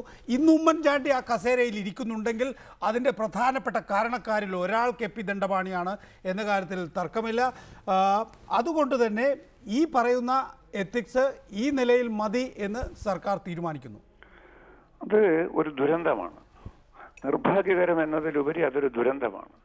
കാരണം ഇവിടെ ഇപ്പോൾ സാധാരണ കക്ഷികൾ ഒരു ബസ് മുതലാളിയാകാം, അല്ലെങ്കിൽ മറ്റൊരു തരത്തിലുള്ളൊരു മുതലാളിയാകാം, മറ്റാരെങ്കിലും ആകാം, ഒരു മാനേജരാകാം. അതിൽ നിന്ന് ഒരു ബസ് മുതലാളിയിൽ നിന്ന് വ്യത്യസ്തമാണ് ഒരു ഗവൺമെന്റ്, ഒരു സ്റ്റേറ്റ്, ഒരു ജനതയാണ് അവിടെ കക്ഷിയാകുന്നത്. ഈ വ്യത്യാസം മനസ്സിലാക്കാനുള്ള ഭരണഘടനാ ബോധത്തിന്റെ, ഭരണഘടനാ സംസ്കാരത്തിന്റെ പ്രശ്നമുണ്ട്. ആ സംസ്കാരത്തിന്റെ തന്നെ പശ്ചാത്തലത്തിലാണ് ഇതിനകം ഇവിടെ ചൂണ്ടിക്കാണിച്ച വിഷയങ്ങൾ ചർച്ച ചെയ്യപ്പെടേണ്ടത്. അത് ഇപ്പോൾ ചർച്ച ചെയ്തില്ലെങ്കിൽ എപ്പോൾ ചർച്ച ചെയ്യും? ഇതൊക്കെ പറയാൻ വേണ്ടി ഒരു ന്യായാധിപൻ വേണ്ടി വന്നു എന്നുള്ളതാണ് എന്നെ അത്ഭുതപ്പെടുത്തുന്നത്. ഇത് മുൻപേ തന്നെ നമ്മുടെ അഭിഭാഷക സമൂഹം മുന്നോട്ട് വെക്കേണ്ടുന്ന, മാധ്യമ സമൂഹം മുന്നോട്ട് വെക്കേണ്ടുന്ന, തുടർച്ചയായിട്ട് കൈകാര്യം ചെയ്യേണ്ടുന്ന ഒരു വിഷയമായിരുന്നു. ചില ഒറ്റപ്പെട്ട റിപ്പോർട്ടുകൾ ഉണ്ടായിട്ടുള്ള സത്യമാണ്. ഇവിടെ നോക്കൂ, ഇവിടെ ജസ്റ്റിസ് കൃഷ്ണയ്യരുടെ വളരെ പ്രസിദ്ധമായിട്ടുള്ള ഒരു പദപ്രയോഗമുണ്ട്. ഈ നീതിന്യായ സംവിധാനത്തിനകത്ത് ജഡ്ജിമാരുടെ മക്കൾ കോടതികളിൽ പ്രാക്ടീസ് ചെയ്യുന്നതിനെ കുറിച്ച് അദ്ദേഹം അതിനെ വിശേഷിപ്പിച്ചത് കിൻ സിൻഡ്രം എന്നാണ്, മക്കൾ രോഗം എന്നാണ്. ജഡ്ജിയുടെ ഓഫീസ് പോലെ തന്നെ സ്റ്റേറ്റിനെ സംബന്ധിച്ചിടത്തോളം, ജനങ്ങളെ സംബന്ധിച്ചിടത്തോളം, ഭരണഘടനയെ സംബന്ധിച്ചിടത്തോളം പ്രധാനപ്പെട്ട ഇന്റഗ്രിറ്റി സൂക്ഷിക്കേണ്ടുന്ന, കെട്ടുറപ്പ് സൂക്ഷിക്കേണ്ടുന്ന, പ്രതിബദ്ധത, ജനകീയ സാമൂഹിക പ്രതിബദ്ധത സൂക്ഷിക്കേണ്ടുന്ന സ്ഥാപനമാണ് അഡ്വക്കേറ്റ് ജനറലിന്റെ ഓഫീസ്. അവിടെയും മക്കൾ രോഗം ഉണ്ടാകാൻ പാടില്ലാത്തതാണ്. അവിടെയും ഈ പറഞ്ഞ കിൻ സിൻഡ്രം ഉണ്ടാകാൻ പാടില്ലാത്തതാണ്. ജസ്റ്റിസ് അലക്സാണ്ടർ തോമസ് ഈ കാര്യം വളരെ ശരിയായ രീതിയിൽ, പരസ്യമായ രീതിയിൽ, സൂര്യവെളിച്ചത്തിൽ പറഞ്ഞു എന്നുള്ളതാണ് ഇതിനെ കൂടുതൽ പ്രസക്തമാക്കുന്നത്. നേരെ മറിച്ചൊരു സ്വകാര്യ സംഭാഷണം, അത് തന്നെയാണ് പ്രശ്നം. ഇത്തരം കാര്യങ്ങൾ പലപ്പോഴും നീതിന്യായ സംവിധാനത്തിന്റെ അകത്തളങ്ങളിലെ സ്വകാര്യ സംഭാഷണങ്ങളിൽ മാത്രം നിലകൊണ്ടിരുന്ന കാര്യത്തെ ഒരു ന്യായാധിപൻ ഇന്ന് പരസ്യമാക്കിയിരിക്കുന്നു. ആ സംഗതി പരസ്യമാക്കിയപ്പോൾ, ഇതം പ്രഥമമായി അത് പരസ്യമാക്കിയപ്പോൾ ഉണ്ടാകുന്ന വേവലാതികൾ അത് തീർച്ചയായും മനസ്സിലാക്കാവുന്നതേ ഉള്ളൂ. അത് പക്ഷെ ജനങ്ങളുടെ വേവലാതികളല്ല, അത് ഭരണത്തിലിരിക്കുന്ന വ്യക്തി താല്പര്യങ്ങളുടെ വേവലാതികളാണ്. അത് തിരിച്ചറിയുക എന്നുള്ളതാണ് പ്രധാനം. ഇവിടെ തന്നെ നോക്കൂ, ജസ്റ്റിസ് അലക്സാണ്ടർ തോമസ് പരാമർശിച്ചിട്ടുള്ള കാര്യങ്ങൾ പ്രധാനമായും വ്യക്തി സ്വാതന്ത്ര്യത്തെ സംബന്ധിക്കുന്ന, അദ്ദേഹം വളരെ വായന അനുഭവമുള്ള ഒരു ന്യായാധിപനാണ് ഞാൻ മനസ്സിലാക്കിയെടുത്തോളം.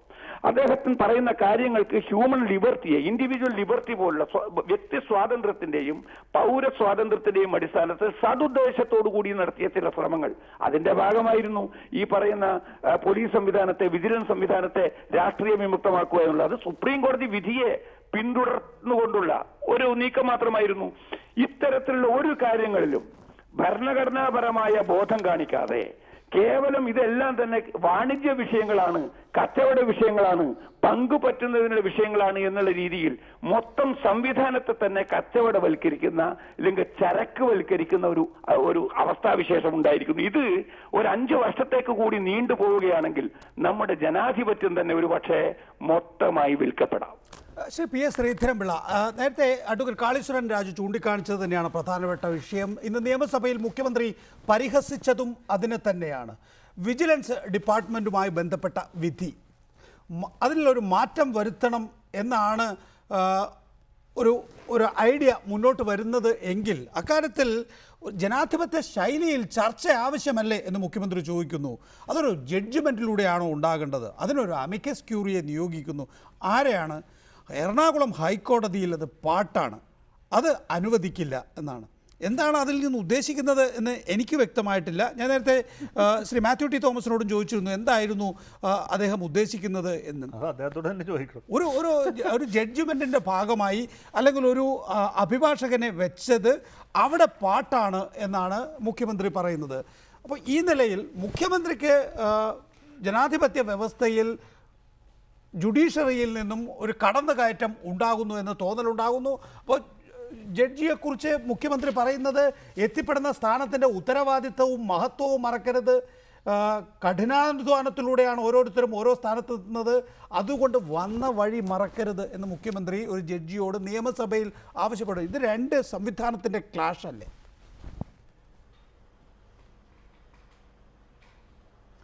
മുഖ്യമന്ത്രിയുടെയും നമ്മുടെ കേരളത്തിൻ്റെയും പല സംവിധാനങ്ങളുടെ അജ്ഞതയാണ് ഇക്കാര്യത്തിലുള്ളത്. ഞാൻ ചോദിക്കട്ടെ, ഇന്ത്യയിൽ ഒരിക്കൽ മാത്രമേ പോലീസ് കമ്മീഷൻ നിയമിച്ചുള്ളൂ. അത് മൊറാർജി ദേശായി പ്രധാനമന്ത്രി ആയിരിക്കും 3 കൊല്ലക്കാലം കൊണ്ട് 3 റിപ്പോർട്ടുകളും കൊടുത്തു. അതാണ് പോലീസ് കമ്മീഷൻ റിപ്പോർട്ട് ഇന്ത്യയുടെ ചരിത്രത്തിൽ ആദ്യം എന്താണെന്നുള്ളത്. അതിൻ്റെ ശുപാർശ സുപ്രീം കോടതി അംഗീകരിച്ചു, കേന്ദ്ര ക്യാബിനറ്റും അംഗീകരിച്ചതാണ്. അതനുസരിച്ച് നടപ്പാക്കാതിരുന്നപ്പോൾ 2006 സുപ്രീം കോടതി അന്ത്യശാസനം കേരളത്തിനുൾപ്പെടെയുള്ള സ്റ്റേറ്റുകൾക്ക് കൊടുത്തു. അതെന്താണെന്നറിയാമോ? അതിൽ ആവശ്യപ്പെട്ടിട്ടുള്ളത് പോലീസിനെ നിയന്ത്രിക്കേണ്ടത് ഹോം മിനിസ്ട്രി അല്ല, അതിനുവേണ്ടി സെക്യൂരിറ്റി കമ്മീഷൻ നിയോഗിക്കണം, അതിൽ ഭൂരിപക്ഷം ഒരിക്കലും സർക്കാരിന് ഉണ്ടാകാൻ പാടില്ല എന്നാണ് പ്രതിപക്ഷ നേതാവ് തുടങ്ങിയുള്ള ആളുകൾ ഉൾപ്പെടുന്ന ഒരു സംവിധാനം.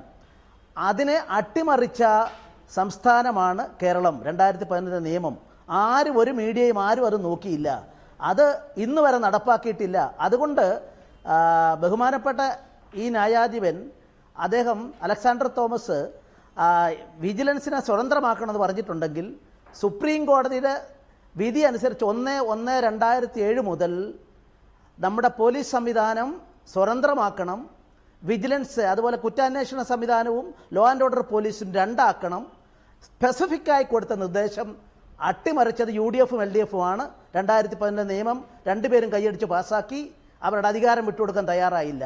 അതുകൊണ്ട് കോടതിയുടെ ചുമതലയാണ് എന്താണോ സുപ്രീം കോടതി 2006 പറഞ്ഞത് ഇത് ഇംപ്ലിമെൻ്റ് ചെയ്യുക, അല്ലെങ്കിൽ കണ്ടംപ്റ്റ് ഓഫ് കോർട്ടിനെ ഫേസ് ചെയ്യാനാണ് പറഞ്ഞത്. അപ്പം അത് കയ്യേറ്റമാണോ? ജുഡീഷ്യറിക്ക് നമ്മുടെ ഗവൺമെൻറ് നയത്തിലുള്ള കയ്യേറ്റമാണോ? അതിൻ്റെ ആവർത്തനമല്ലേ ഈ ജഡ്ജി ചെയ്തത്? അപ്പോൾ അതുകൊണ്ടാണ് ഞാൻ പറയുന്നത്, ഇത് ആരും അറിയാതെ കേരളത്തിലെ എല്ലാ പത്രങ്ങളും സ്വാഗതം ചെയ്തതാണ് പുതിയ പോലീസ് നിയമത്തെ 2011. അത്രയും വിഡ്ഢികളാണ് നമ്മളെ മലയാളികൾ, അഭിഭാഷകരും എല്ലാം ഉൾപ്പെടെ. അതുകൊണ്ട് ആ ജഡ്ജി വിവരമുള്ള ആളായതുകൊണ്ട്, പൊതു പ്രശ്നങ്ങളെ കൈകാര്യം ചെയ്യുന്ന ആളായതുകൊണ്ട് അദ്ദേഹം അങ്ങനെ ചെയ്തത് ഏറ്റവും സ്വാഗതാർഹമാണ് എന്ന് കരുതുന്ന ഒരാളാണ് ഞാൻ. രണ്ടാമത് നികേഷ്, ഒറ്റ സമയം, ഞാൻ അധികം സമയം എടുക്കുന്നില്ല, ഞാൻ ചോദിക്കട്ടെ, പബ്ലിക് പ്രോസിക്യൂട്ടർ അത് ഗവൺമെൻറ് വക്കീലാണോ? ഈ represent the public as a whole 2013 supreme കോടതി പറഞ്ഞതാണ്. അദ്ദേഹം പ്രതി ഉൾപ്പെടെയുള്ള ആളിനെ നീതി കൊടുക്കണമെങ്കിൽ അതിന് ബദ്ധസ്ഥനായ ആളാണ്, സർക്കാരിൻ്റെ അഭിഭാഷകനല്ല. കേരളത്തിലെ 14 ജില്ലകളിലും പബ്ലിക് പ്രോസിക്യൂട്ടർ ഇടതുപക്ഷം നിയോഗിച്ചില്ലേ? ഇപ്പോൾ തലശ്ശേരി ഉദാഹരണം എടുക്കാം. അവിടെ RSSകാർ മർഡർ നടത്തി, പ്രതികളാണ്. അല്ലെങ്കിൽ കമ്മ്യൂണിസ്റ്റുകാർ മർഡർ നടത്തി, ഒരു കമ്മ്യൂണിസ്റ്റുകാരനായ പ്രോസിക്യൂട്ടർ, ഇപ്പോൾ ഞാൻ ഉദാഹരണം ഗംഗാധരൻ, താങ്കൾക്ക് അറിയാവുന്ന ആളാണ്. ഗംഗാധരൻ അവിടെ പ്രോസിക്യൂട്ടർ ആയിരിക്കുമ്പം നിഷ്പക്ഷമായ RSകാരും കമ്മ്യൂണിസ്റ്റുകാരും രണ്ടുപേരെയും ഒരുപോലെ കാണാൻ സാധിക്കുമോ? അതുകൊണ്ട് രാഷ്ട്രീയമായിട്ട് കേരളം ഇതെല്ലാം ഇത്തരം കാര്യങ്ങളിൽ രണ്ട് മുന്നണികളും ഒരുപോലെ കുറ്റക്കാരാണ്. സത്യസന്ധമായി കഴിവുള്ള ആളുകളെ, എത്തിക്കലായിട്ട് അത് മെയിൻറ്റെയിൻ ചെയ്യുന്ന ആളുകളെ ഇത്തരം സ്ഥാനത്ത് കൊണ്ടുവരാൻ UDF നും LDF നും പദ്ധതിയില്ല, അതുണ്ടാവണം എന്നുള്ളതാണ് എൻ്റെ അഭിപ്രായം. പക്ഷേ ഇവിടെ വിജിലൻസിൻ്റെ വിധി ആ സമയത്ത് അംഗീകരിക്കുകയും അതിനൊപ്പം നിൽക്കുകയും ചെയ്ത അഡ്വക്കേറ്റ് ജനറൽ ഒരു അമിക്കസ് ക്യൂറിയൊക്കെ നിയോഗിച്ച് കാര്യങ്ങൾ മുന്നോട്ട് പോകുന്നു എന്ന ഘട്ടം വന്നപ്പോൾ ഡിവിഷൻ ബെഞ്ചിൽ പോയി അപ്പീൽ കൊടുക്കുകയും അത് സ്റ്റേ വാങ്ങിക്കുകയൊക്കെ ചെയ്തു എന്നുള്ളതാണ് ജസ്റ്റിസ് അലക്സാണ്ടർ തോമസിൻ്റെ മനസ്സിലുള്ള പക എന്നും അതൊരു അവസരം വന്നപ്പോൾ ഉപയോഗിക്കുകയായിരുന്നു എന്നാണ് അഭ്യൂഹം. അല്ല, അതൊക്കെ വെറും അഭ്യൂഹമാണ്. ഓരോ ജഡ്ജിമാരും, അത് മുനിസിപ്പൽ കോടതി, സുപ്രീം കോടതി ജഡ്ജിമാർ എത്രയോ വിധിന്യായങ്ങൾ ഓരോ ദിവസവും പുറപ്പെടുവിക്കും. അതിൽ എത്ര എണ്ണം തെറ്റായിരിക്കും? സ്വാഭാവികമായിട്ട് തെറ്റും. ഹ്യൂമൻ എറർ എന്ന് പറഞ്ഞൊരു എലമെൻ്റ് അതിൻ്റെ അകത്തുണ്ട്. നിയമപരമായ തെറ്റുകൾ സംഭവിക്കും, വസ്തുതകൾ വിശകലനം ചെയ്യുമ്പോൾ തെറ്റുകൾ സംഭവിക്കും. അതൊക്കെ ഒരു ജഡ്ജി കുരട്ടത്ത് വെച്ചുകൊണ്ട് നടക്കുന്ന പ്രശ്നമില്ല. ഏത് ജഡ്ജിയാണെങ്കിലും ശരി, ലോഡ് ഡെന്നിങ് ആണെങ്കിലും ശരിയാണ്, കേസുകൾ വിധിക്കുമ്പോൾ ചില തെറ്റുകൾ സംഭവിക്കും. അതിനാണ് മേൽക്കോടതി ഇരിക്കുന്നത്. അതിൽ നിയമപരമായ പോരായ്മകളുണ്ടെങ്കിൽ അവിടെ ചൂണ്ടിക്കാണിക്കാൻ സ്റ്റേ ചെയ്യാം. അതൊക്കെ സ്വാഭാവികമായിട്ടുള്ള കാര്യമാണ്. എന്ന് വെച്ചാൽ അലക്സാണ്ടർ തോമസ് ഇനി മരിക്കുന്നവരെ KP ദണ്ഡപാണിയോടും അല്ലെങ്കിൽ ഉമ്മൻചാണ്ടിയോടും വിരോധം വെച്ച് പുലർത്തുമെന്ന് നമുക്ക് വിശ്വസിക്കാൻ പറ്റില്ല. അങ്ങനെയൊന്നും ഒരു ജഡ്ജി ചെയ്യില്ല. അങ്ങനെ ചെയ്യാൻ തുടങ്ങി പിന്നെ ജഡ്ജിമാർക്ക് വേറെ ഒന്നിനും സമയം കിട്ടില്ല. ഇതിന് മാത്രമേ സമയം ഉണ്ടാവുള്ളൂ. എൻ്റെ പരമപവിത്രമായ ജഡ്ജിമെൻറ്റിനെതിരെ അപ്പീൽ കൊടുത്ത കശ്മലനായ അഡ്വക്കേറ്റ് ജനറൽ അങ്ങനെയൊന്നും ഒരാളും വിചാരിക്കാൻ പറ്റില്ല. വിചാരിച്ചാൽ അവർക്ക് പിന്നെ ഈ പരിപാടിയും കൊണ്ട് നടക്കാനും പറ്റില്ല. സ്വാഭാവികമായിട്ട് സംഭവിക്കും. അതൊക്കെ അങ്ങനെ ഇത്ര ബാലിശമായിട്ട് ഈ കാര്യങ്ങളൊക്കെ അഭിസംബോധന വെച്ചപ്പോൾ KC ജോസഫിൻ്റെ ബുദ്ധി നിലവാരത്തിലേക്ക് നമ്മളൊക്കെ പോകേണ്ടി വരും. അഡ്വക്കേറ്റ് ജയശങ്കർ, ഇവിടെ ഒരു ഒരു ഒരു ജഡ്ജ്മെൻറ്റിൻ്റെ ഭാഗമായി അല്ലെങ്കിൽ ഒരു കോടതിയിൽ ഓപ്പൺ കോർട്ടിലെ പരാമർശത്തിൻ്റെ ഭാഗമായി ഒരു അഭിഭാഷകനെ വിമർശിക്കാം, അല്ലെങ്കിൽ ആ പർട്ടിക്കുലർ സംഭവത്തെ വിശദീകരിക്കാം. അതിനപ്പുറത്തേക്കൊരു അഡ്വക്കേറ്റ് ജനറലിനെയോ അല്ലെങ്കിൽ അഡ്വക്കേറ്റ് ജനറലിനോടൊപ്പം പ്രവർത്തിക്കുന്ന 120 പേരെയോ ആ ഭരണഘടനാ സ്ഥാപനത്തെയോ ഒട്ടാകെ പരാമർശിക്കുന്നത് ഒരു ജഡ്ജി ജൂറിസ്ഡിക്ഷന് പുറത്തു പോകലല്ലേ? അങ്ങനെ പറഞ്ഞുകൂടാ. കാരണം എന്താ വെച്ചാൽ ഒരു ജഡ്ജിയെ സംബന്ധിച്ചിടത്തോളം അദ്ദേഹം കുറച്ച് നാളായിട്ട് ഈ പ്രത്യേക ജൂറിസ്ഡിക്ഷനിൽ ഇരിക്കുന്നു, ക്രിമിനൽ കേസുകൾ കേൾക്കും. സ്ഥിരമായി ഒരു കേസിലല്ല, ഒരു കേസിൽ ഇപ്പോൾ ഇൻസ്ട്രക്ഷൻ കിട്ടിയില്ല എന്ന് വെച്ചാൽ നമുക്ക് മനസ്സിലാക്കാം. പല കാരണങ്ങൾ കൊണ്ട് സംഭവിക്കും. ചിലപ്പോൾ അഡ്വക്കേറ്റ് ജനറൽ ഓഫീസിൽ നിന്ന് മെസ്സേജ് അയക്കാൻ മറന്നുപോയതായിരിക്കും, അല്ലെങ്കിൽ പോലീസ് സ്റ്റേഷനിൽ കിട്ടാത്തതായിരിക്കും, അല്ലെങ്കിൽ പോലീസുകാർ കൊണ്ടുവരാത്തതായിരിക്കും. പോലീസുകാർ കൊണ്ടുവരാതിരിക്കില്ല. നമ്മളിപ്പോഴും എഫക്റ്റീവായിട്ട് പ്രവർത്തിക്കുന്ന ഒരു സംവിധാനമാണ് പോലീസ്. ഇന്ന് വൈകുന്നേരം ഇവിടെ നിന്ന് കാസർഗോട്ടുള്ള പോലീസ് സ്റ്റേഷനിലേക്ക് വിളിച്ചു പറഞ്ഞാൽ നാളെ കാലത്ത് നേരം വെളുക്കുമ്പോൾ നികേഷ് ഒരു കാക്കിക്കാരൻ ഈ കംപ്ലീറ്റ് കാര്യങ്ങൾ കേസിനെ സംബന്ധിച്ച് അവൻ അറിയാവുന്നു അറിയാൻ പാടില്ലാത്തതുമായ കംപ്ലീറ്റ് ഡീറ്റെയിൽസ് കൊണ്ടുതരും. എനിക്ക് അനുഭവമുള്ളതാണ്. ഞാൻ ഈ പോലീസ് കേസുകൾ നോക്കിയിട്ടുള്ളതാണ് സർക്കാർ വക്കീലായിരുന്ന കാലത്ത്. അത്ഭുതകരമായ രീതിയിലാണ് പോലീസിൻ്റെ പ്രവർത്തനം. നമ്മൾ മനസ്സിൽ വിചാരിക്കാത്ത കാര്യങ്ങൾ കൂടി അവൻ അന്വേഷിച്ച് കണ്ടുപിടിച്ച് കൊണ്ടു. അത്രയും ഫലപ്രദമായ ഒരു സംവിധാനമാണ് പോലീസ്. അവിടെ നിന്നുള്ള ഇൻസ്ട്രക്ഷൻ കിട്ടുന്നില്ല. ഇവിടെ മനോജ് എബ്രഹാമിനോട് ഒരു സ്റ്റേറ്റ്മെൻറ്റ് ഫയൽ ചെയ്യാൻ പറയുന്നു. ഈ മാന്യദേഹം അയാൾക്ക് പാറമടക്കാരെ സംരക്ഷിക്കാനുള്ള സമയം കഴിഞ്ഞിട്ട് ബാക്കി സമയം കിട്ടില്ല. അതുകൊണ്ട് സ്റ്റേറ്റ്മെൻറ്റ് ഫയൽ ചെയ്യുന്നില്ല. കോടതി ആവർത്തിച്ച് ചോദിക്കുന്നു. ഒരാളെ ഓപ്പറേഷൻ കുബേരയുടെ ഭാഗമായിട്ട് ഒരു ആളെ പിടിച്ച് ജയിലിലിട്ടേക്കണം. അയാൾക്ക് മണി ലെൻഡേഴ്സ് ആക്ട് പ്രകാരം ലൈസൻസും ഉണ്ട്. ആ വിവരം മറച്ചു വെച്ചുകൊണ്ട് ഇയാൾ പോലീസുകാർ പിടിച്ചകത്തിട്ടു. കാരണം സ്ഥലം SIയും ഒരു കോൺസ്റ്റബിളും ഇയാളുടെ അടുത്ത് പണം കടം മേടിച്ച് തിരിച്ചു കൊടുത്തില്ല. അയാൾ ചെക്ക് കേസ് കൊടുത്തു. പോലീസുകാർ അകത്ത് പോകുന്ന സ്റ്റേജ് വന്നപ്പോൾ ഓപ്പറേഷൻ കുബേര ഒരു മറയായിട്ട് ഉപയോഗിച്ച് അയാളെ അറസ്റ്റ് ചെയ്യാൻ അയാൾ പല രീതിയിൽ പീഡിപ്പിക്കുകയാണ്. അതിനെതിരെ അയാൾ ഹൈക്കോടതിയെ സമീപിക്കുകയാണ്. അപ്പോൾ കോടതിക്ക് ഇത് ഭയങ്കര തട്ടിപ്പാണ് എന്ന് മനസ്സിലായി. കുബേരയുടെ പശ്ചാത്തലത്തിൽ കുതന്ത്രയാണ് നടക്കുന്നതെന്ന് മനസ്സിലായി. അപ്പോൾ കോടതി മനോജ് എബ്രഹാമിനോട് സ്റ്റേറ്റ്മെൻറ്റ് ഫയൽ ചെയ്യാൻ പറഞ്ഞു. മനോജ് എബ്രഹാം ചത്താലും തല്ലിക്കൊന്നാലും സ്റ്റേറ്റ്മെൻറ്റ് ഫയൽ ചെയ്യില്ല. ഇങ്ങനൊരു ഘട്ടത്തിൽ സർക്കാർ വക്കീലിനോടല്ലേ ചോദിക്കാൻ പറ്റുള്ളൂ, മനോജ് എബ്രഹാമിനോട് ചോദിക്കാൻ പറ്റില്ലല്ലോ. ചോദിക്കുന്നു. അപ്പോൾ സർക്കാർ വക്കീൽ ഉരുണ്ട് കളിക്കുന്നു. ഇപ്പോൾ ലാലി വിൻസെൻ്റ് പറഞ്ഞല്ലോ, നമ്മുടെ ഹൈക്കോടതിയിലെ ഗവൺമെൻറ് പ്ലീഡർമാരൊക്കെ ഭയങ്കര പ്രഗത്ഭന്മാരാണെന്ന്. കഷ്ടമാണ്. ഇംഗ്ലീഷ് ഭാഷയിൽ ഒരു 10 വാചകം തെറ്റുകൂടാതെ അറിയാവുന്ന എത്ര പേര് ഇതിനകത്ത് അറിയാവൂ? വളരെ കുറവാണ്. കഷ്ടമാണ്, വളരെ ദയനീയമാണ്. അപ്പോൾ വിമർശിക്കണ്ടേ? അത് അപകീർത്തികരാണ്. അപകീർത്തികരം എനിക്ക് കുഴപ്പമില്ല, ഞാൻ ജയിലിൽ പോകാൻ തയ്യാറാണ്. അഡ്വക്കേറ്റ് ലാലി വിൻസെന്റ്, അങ്ങനെയാണോ വിഷയം? അല്ല, ഞാൻ അങ്ങനെ പറയില്ല. LLB LLM ഒക്കെ പഠിച്ചവർക്ക് കുറെ എല്ലാം യോഗ്യതകളെല്ലാം ഉണ്ട്. ബ്രോഡ്വേയിൽ ചെരുപ്പ് കട നടത്തിയിരുന്ന എൻ്റെ ഒരു സുഹൃത്ത് മുസ്ലിം ലീഗിന്റെ പാനലിൽ ഇത്തവണ ഗവൺമെന്റ് പ്ലീഡറായിട്ട്, പേര് ഞാൻ പറയില്ല, ബ്രോഡ്വേയിൽ ചെരുപ്പ് കട നടത്തിയിരുന്ന ഒരാള്. അല്ല, ഞാൻ അങ്ങനെയൊന്നും വ്യക്തിപരമായി ആക്ഷേപിക്കാൻ ആഗ്രഹിക്കാത്ത ഒരാളാണ്. എല്ലാവരും ഡിഗ്രി പഠിച്ച് LLB എടുത്ത് യോഗ്യത തെളിയിച്ചിട്ട് തന്നെയാണല്ലോ ഗവൺമെന്റ് ലീഡർമാരാകുന്നത്. ഭാഷാജ്ഞാനം ചിലപ്പോ ആളുകൾക്ക് കൂടിയും കുറഞ്ഞും ഇരിക്കും. കോടതിയിൽ തയ്യാറാക്കി കൊടുക്കുന്ന സ്റ്റേറ്റ്മെന്റുകൾ, സർക്കാർ ഉദ്യോഗസ്ഥന്മാർ നൽകുന്ന സ്റ്റേറ്റ്മെന്റുകൾ, രേഖകളും വെച്ച് അതിൽ നിന്നാണ് തയ്യാറാക്കി കൊടുക്കുന്നത്. കാര്യക്ഷമത എന്ന് പറയുന്നത് ഒരാളെ മാത്രം ആശ്രയിച്ചല്ല, ഒരു സ്ഥാപനമാണ്. നമ്മുടെ സ്റ്റാഫ്, ഗവൺമെന്റിന്റെ സ്റ്റാഫ്, AGയുടെ സ്റ്റാഫ്, കോടതിയിലെ സ്റ്റാഫ്, സഹപ്രവർത്തകർ എല്ലാവരും ചേർന്നുള്ള കളക്റ്റീവ് വർക്കിൽ നിന്നാണ് ഒരു കാര്യക്ഷമത പൂർണ്ണമാകുന്നത്. അതുകൊണ്ട് ഗവൺമെന്റ് വക്കീലന്മാർക്ക് ഇംഗ്ലീഷ് എഴുതാൻ അറിഞ്ഞുകൂടാ എന്ന് പറയുന്നതിൽ കാര്യമില്ല എന്നാണ് വാദം. പക്ഷേ ഡോക്ടർ സെബാസ്റ്റ്യൻ പോൾ, ഞാൻ നേരത്തെ അഡ്വക്കേറ്റ് ജയശങ്കറിനോട് ചോദിച്ചതിൻ്റെ തുടർച്ചയായി ചോദിച്ചുകൊള്ളട്ടെ, നിങ്ങൾക്ക് സോളാർ ജുഡീഷ്യൽ അന്വേഷണ കമ്മീഷന്റെ മുമ്പാകെ ഹാജരാകാൻ സമയമുണ്ടല്ലോ. അറ്റോർണി ജനറലിനെ മുഖ്യമന്ത്രിക്ക് വിമർശിക്കാൻ എന്താ അവകാശം തുടങ്ങിയ കാര്യങ്ങൾ ഈ ജഡ്ജിയുടെ പരിധിയിലുള്ളതല്ല.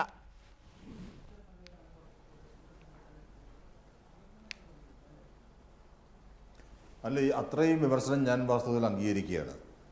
ഇന്ന് ജഡ്ജി വളരെ പ്രസക്തമായ പറയേണ്ടതായ കാര്യങ്ങൾ പറഞ്ഞ കൂട്ടത്തിൽ പറയേണ്ടതില്ലാത്ത കുറേ കാര്യങ്ങൾ കൂടി പറഞ്ഞു പോയിട്ടുണ്ട്. അത്രയും നമുക്ക് ട്രിം ചെയ്ത് മാറ്റിവെച്ചാൽ ബാക്കി അദ്ദേഹത്തിൻ്റെ പ്രസ്താവനയുടെ കാതലായ വശങ്ങൾ മുഴുവൻ പ്രസക്തമാണ്. ഒരു ഓപ്പൺ കോർട്ടിൽ അത് ജഡ്ജ്മെൻറ്റ് അല്ല, ജഡ്ജ്മെൻറ്റ് ഡിക്റ്റേറ്റ് ചെയ്തതല്ല. അത് അദ്ദേഹത്തിൻ്റെതായ ഒരു വികാര പ്രകടനം എങ്ങനെ ഉണ്ടായി, അതിൻ്റെ പശ്ചാത്തലം ശ്രീ ജയശങ്കറുടെ ഒരുക്കുണ്ടായി. ഒരു തെറ്റ് ചെയ്യാത്ത ഒരു മനുഷ്യൻ ജയിലിൽ കിടക്കുന്നു, അയാളെ മോചിപ്പിക്കേണ്ടതാണെന്ന് കോടതിക്ക് ബോധ്യമുണ്ട്. അതിനാവശ്യമായ വിവരങ്ങൾ നൽകാൻ അഡ്വക്കേറ്റ് ജനറലിൻ്റെ ഓഫീസ് തയ്യാറാകുന്നില്ല. അവിടെ ഒരു വിക്ഷോഭമുണ്ടാകും. മനുഷ്യനെ സ്നേഹിക്കുന്ന, മനുഷ്യാവകാശങ്ങളിൽ വിശ്വാസമുള്ള ഏതൊരു ന്യായാധിപനും ആ വിക്ഷോഭം കാണിക്കും. അതിൻ്റെ കൂട്ടത്തിൽ കുറച്ച് കാര്യങ്ങൾ അമിതമായി പറഞ്ഞു പോയിട്ടുണ്ടെങ്കിൽ അത് നമുക്ക് മാറ്റിവയ്ക്കാം. പക്ഷെ അവിടെ ജഡ്ജി ഉന്നയിച്ച പ്രസക്തമായ ആ വിഷയത്തിന് എത്ര കേസുകൾ ജയിച്ചു എന്നൊക്കെ ഉമ്മൻചാണ്ടി ചോദിച്ചല്ലോ. അഡ്വക്കേറ്റ് ജനറൽ എത്ര കേസ് ജയിച്ചു എന്നുള്ളതല്ല, അകാരണമായി അന്യായമായി ഒരു പൗരനെ തടങ്കലിൽ വയ്ക്കുകയും അയാളുടെ മോചനത്തിന് പ്രതിബന്ധം സൃഷ്ടിക്കുകയും ചെയ്താൽ അത് ആ അഡ്വക്കേറ്റ് ജനറലിൻ്റെയും ഭരണകൂടത്തിൻ്റെയും ഏറ്റവും വലിയ പരാജയമാണ്. ഇങ്ങനെ ഒരു പരാമർശം, അഡ്വക്കേറ്റ് കാളീശ്വരൻ രാജ്, ഇങ്ങനെ ഒരു പരാമർശം ഉണ്ടാകുന്നു, അതിനെതിരെ ഗവൺമെൻറ്റിൻ്റെ ഭാഗത്തു നിന്ന് രൂക്ഷമായ പ്രതികരണം ഉണ്ടാകുന്നു. ചായത്തൊട്ടിയിൽ വീണ് രാജാവായ കുറുക്കൻ അറിയാതെ ഓരിയിട്ട് പോയാൽ കുറ്റപ്പെടുത്താൻ കഴിയുമോ എന്നുള്ള ചോദ്യം പോലും സാംസ്കാരിക മന്ത്രിയുടെ ഭാഗത്തു നിന്ന് ഉണ്ടാകുന്നു. ആകെ കളങ്കം തന്നെ.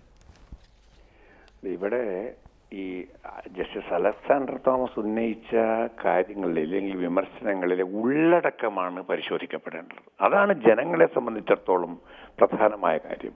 ഉള്ളടക്കത്തിന് നമ്മുടെ ഗവൺമെന്റും ഗവൺമെന്റിന്റെ ഉത്തരവാദിത്തപ്പെട്ട ആളുകളും മുഖ്യമന്ത്രിയും മറ്റു മന്ത്രിമാരും ഉള്ളടക്കത്തോട് പ്രതികരിച്ചുവോ അതിന് മറുപടി പറഞ്ഞുവോ? ഉദാഹരണത്തിന് ഗവൺമെന്റ് ലീഡർമാരുടെ നിയമനത്തെക്കുറിച്ച് തീർച്ചയായിട്ടും വളരെ ശക്തമായ ഭാഷയിൽ ജസ്റ്റിസ് അലക്സാണ്ടർ തോമസ് ഒരു വിമർശനം ഉന്നയിച്ചു. അതിനുള്ള മറുപടി എന്താണ്? ഞങ്ങളുടെ കാലത്ത് ഗവൺമെന്റ് ലീഡർമാരെ നിയമിച്ചത് ഇന്നിന്ന മാനദണ്ഡങ്ങളുടെ അടിസ്ഥാനത്തിലാണ്, ഇന്നിന്ന കഴിവുകളുടെ അടിസ്ഥാനത്തിലാണ്, ഇന്ന രീതിയിലുള്ള പ്രതിബദ്ധതയുടെ, പരിചയത്തിന്റെ, ആത്മാർത്ഥതയുടെ അല്ലെങ്കിൽ പ്രാഗൽഭ്യത്തിന്റെ അടിസ്ഥാനത്തിലാണ്, അതിനുള്ള മാനദണ്ഡം ഇങ്ങനെയായിരുന്നു എന്ന് കാണിക്കുകയായിരുന്നു വേണ്ടത്. അതില്ലാത്തത് കൊണ്ടാണ് അതിന് മറ്റൊരു രീതിയിൽ മറുപടി പറയുന്നത്. അതുപോലെ തന്നെ മറ്റു കാര്യങ്ങൾ, അഡ്വക്കേറ്റ് ജനറലിന്റെയും അറ്റോർണി ജനറലുമായി ബന്ധപ്പെട്ടിട്ടുള്ള ചോദ്യങ്ങൾ നോക്കൂ. അറ്റോർണി ജനറലിനെ വിമർശിച്ച മുഖ്യമന്ത്രിയുടെ നിലപാട് ശരിയാണ്, എല്ലാവരും അത് അംഗീകരിക്കും. പക്ഷെ അറ്റോർണി ജനറലിന് പോലും അദ്ദേഹത്തിന്റെ ഈ പറയുന്ന മക്കൾ രോഗത്തിന്റെ പ്രശ്നമുണ്ട് എന്ന് ആരും വിമർശനം ഉന്നയിച്ചിട്ടില്ല. ഇവിടെ അതിലും ഗൗരവപ്പെട്ട വിഷയങ്ങൾ വരുമ്പോൾ അതിന് പ്രതിവിധി കാണാതെ നമ്മുടെ നീതിന്യായ സംവിധാനത്തെ മൊത്തം സ്വകാര്യവൽക്കരിക്കുന്ന ഒരു അവസ്ഥ ഇവിടെ നിലനിർത്തിക്കൊണ്ട് അറ്റോർണി ജനറലിനെ വിമർശിക്കുന്നത് ശരിയാണോ എന്ന് ഒരു ന്യായാധിപന്റെ ഭാഗത്ത് നിന്ന് വിമർശനം ഉന്നയിക്കപ്പെട്ടാൽ ആ ഉള്ളടക്കത്തിനാണ്, അതിന്റെ കാതലിനാണ് മറുപടി പറയേണ്ടത്. വളരെ വ്യക്തമാണ് താങ്കളുടെ നിലപാട് അഡ്വക്കേറ്റ് കാളീശ്വരൻ രാജ്. വളരെ നന്ദി ചർച്ചയിൽ പങ്കെടുത്തതിന് advocate P S Sreedharan Pillai, doctor Sebastian Paul, advocate Jayasankar, ഒപ്പം തന്നെ അഡ്വക്കേറ്റ് ലാലി വിൻസെന്റ്. വളരെ നന്ദി. അവസാനിക്കുന്നു. നമസ്കാരം.